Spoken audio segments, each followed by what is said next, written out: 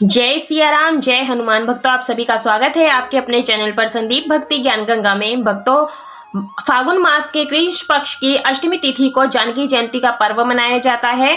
इसे सीता अष्टमी, सीता नवमी के नाम से भी जाना जाता है। भक्तों, बता दूं कि इस दिन माता सीता की पूरे विधि विधान से पूजा की जाती है। सीता अष्टमी के दिन महिलाएं घर परिवार में सुख शांति तथा अपने पति की लंबी आयु के लिए व्रत रखती हैं। भक्तों, सनातन धर्म हर देवी देवता की विशेष आराधना के लिए अलग अलग त्योहार मनाए जाते हैं। इन्हीं में से एक सीता अष्टमी है। धार्मिक मान्यता के अनुसार इस दिन माता सीता का जन्म हुआ था। सीता अष्टमी के दिन भगवान श्री राम और माता सीता जी की पूजा अर्चना करने का विशेष महत्व है। तो भक्तों, आप इस प्रकार से चौकी लगा लें, चौकी पर लाल वस्त्र बिछाएं, अक्षतों का आसन दें और राम दरबार की तस्वीर, फोटो, विग्रह जो भी है वो स्थापित करें और गणपति जी को विशेष रूप से स्थापित करें, क्योंकि उनके बिना पूजा अधूरी मानी जाती है और सर्वप्रथम पूजनीय है हर देवी देवता में। तो इस प्रकार से हमें यहाँ पर पूजन करना है गणेश भगवान जी का। और यहाँ पर मैंने फूलों का आसन और अक्षतों का आसन दिया है और मैंने यहाँ पर तिल के तेल का दीपक स्थापित कर रही हूँ। आप चाहें तो यहाँ शुद्ध देसी घी का भी आप यहाँ पर दीपक स्थापना कर सकते हैं। तो मैंने यहाँ पर तिल के तेल का धूप दीप स्थापित किया है और हाथ में हम थोड़े से अक्षत ले लेंगे और पुष्प ले लेंगे और इस तरह से हम सभी देवी देवताओं का आवाहन करेंगे, उनसे आग्रह करेंगे कि आप हमारी चौकी पर विराजमान हो जाइए और अपना पूजा करने का सौभाग्य हमें प्रदान कीजिए, ऐसा आग्रह करेंगे। अक्षत और पुष्प लेक छोड़ देंगे और यहाँ पर हमने जल, गंगा जल से शुद्धिकरण कर लेंगे। सबसे पहले हम गणेश भगवान का स्नान कराएंगे और श्री राम जी का, माता सीता जी का, फोटो में जितने भी विराजमान हैं सभी का हम यहाँ पर स्नान करा देंगे। तो शुद्धिकरण कर लेंगे, पवित्रीकरण कर लेंगे। भक्तों, सनातन धर्म में रामायण ग्रंथ का महत्व बेहद ही खास होता है, बहुत ही खास होता है। स्नान कराने के बाद में हम यहाँ पर जनेऊ समर्पित कर देंगे सभी को। तो यहाँ पर इस ग्रंथ में राम, सीता, लक्ष्मण और अन्य पात्र के बारे में विस्तार से बताया गया है। रामायण में माता सीता का एक महत्वपूर्ण पात्र है। तो यहाँ पर हम वस्त्र रूपी कलावा सभी को समर्पित कर देंगे इत्र लगा करके और उसके बाद में हम चंदन, रोली, अक्षत से टीका करेंगे। तो हम सबसे पहले गणपति जी का पूजन करेंगे यहाँ पर।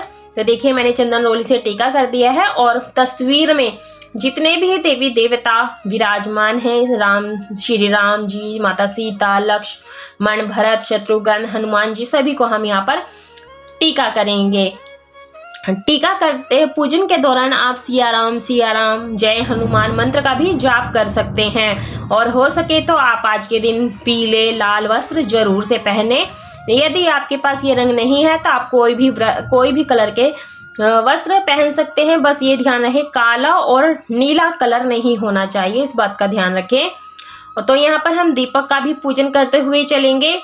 भक्तों, जब भी लोग भगवान श्री राम का नाम लेते हैं तो साथ में सीता माता को भी याद किया जाता है। तो यहाँ पर हम सभी को अक्षत समर्पित कर देंगे, तभी हमारा जो तिलक है संपूर्ण माना जाता है।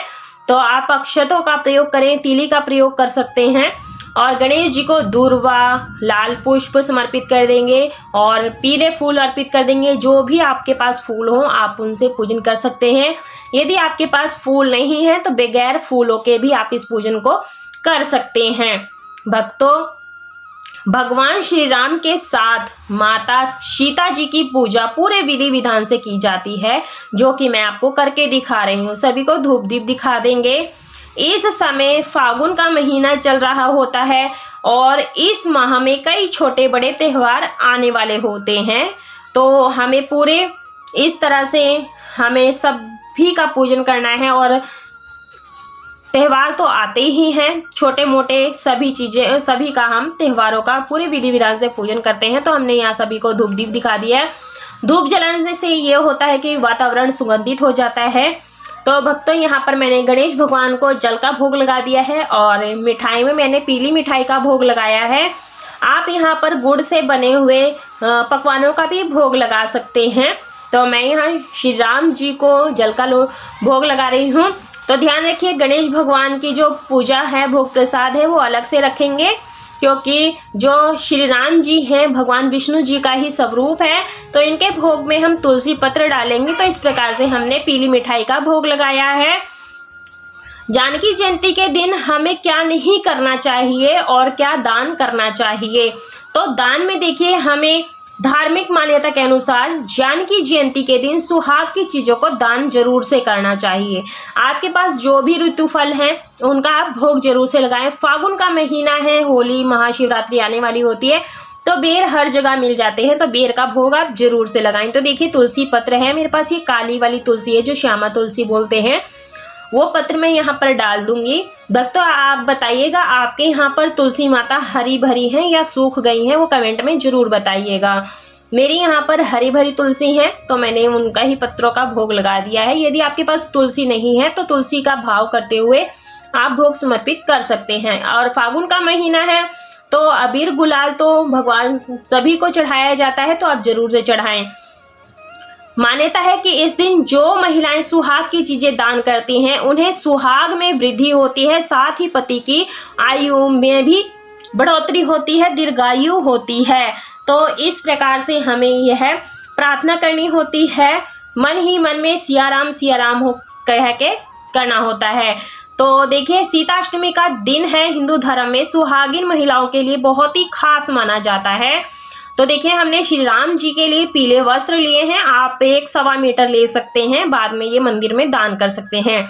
सीता अष्टमी के दिन सुबह स्नान आदि कार्य से निवृत्त होकर के माता सीता और भगवान श्री राम को प्रणाम करते हुए व्रत का संकल्प जरूर से लेना चाहिए। तो मैं यहाँ पर माता को सुहाग की सामग्री भेंट कर रही हूँ।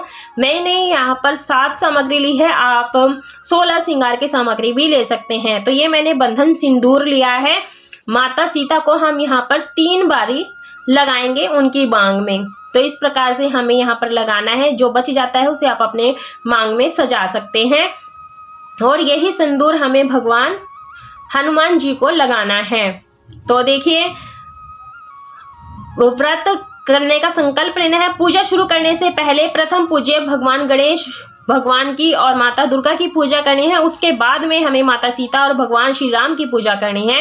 और सबसे पहले तो हमें यहाँ पर सूर्य देव को अर्घ्य देना और यहीं पर अक्षत पुष्प लेकर के हमें जानकी माता की व्रत कथा कहानी मंत्र का उच्चारण करना है। वो संपूर्ण हो जाने के बाद में अक्षत पुष्प माता के चरणों में छोड़ देंगे। तो देखिए माता सीता के समक्ष पीले फूल, पीले वस्त्र और श्रृंगार की सामग्री जरूर से भेंट करें। इसके बाद में भोग में आप पीली चीजें चढ़ाएं, फिर माता सीता की आरती करें। आरती करने के बाद में श्री जानकी रामाभ्याम नमः मंत्र का 108 बार जाप करें, यहीं पर बैठकर ही करना है।